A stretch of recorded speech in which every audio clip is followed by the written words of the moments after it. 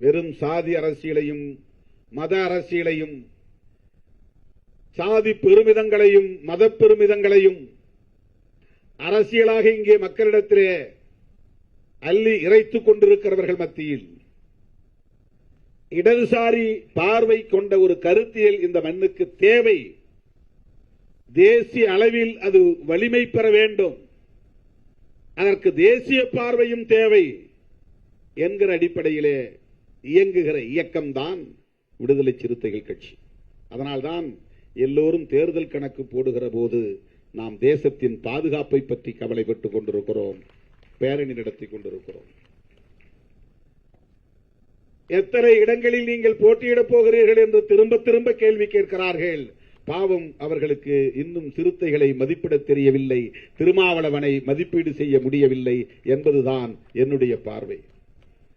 அவர்கள் சராசரி இயக்கவாதிகளைப் போல நம்மை பார்க்கிறார்கள். அதனால்தான் இந்த கேள்விகளை கேட்கிறார்கள் என்று நான் எண்ணிக்கொள்கிறேன்.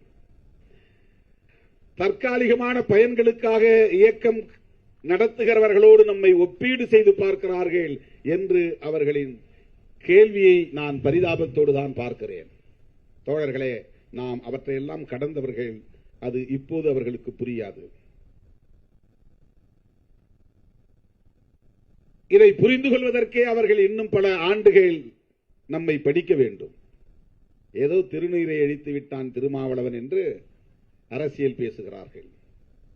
எப்படியாவது எங்களை பற்றி பேசிக்கொண்டே இருங்கள்.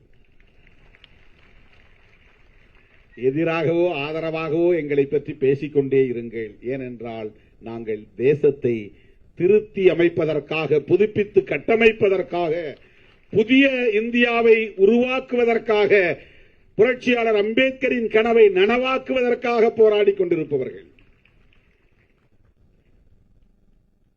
எங்களை வெறும் டீபன் கொடுத்து ஏமாற்றி விடலாம் என்று நீங்கள் கணக்கு போடாதீர்கள். நாங்க 6 சீட்டு கொடுத்தோம், 8 சீட்டு கொடுத்தோம், அதுக்கு மேல அவங்க நாங்க ஊக்கப்படுத்தல. நாங்க 10 சீட்டுக்கு மேல எப்போதுமே இவர்களுக்கு தரமாட்டோம்.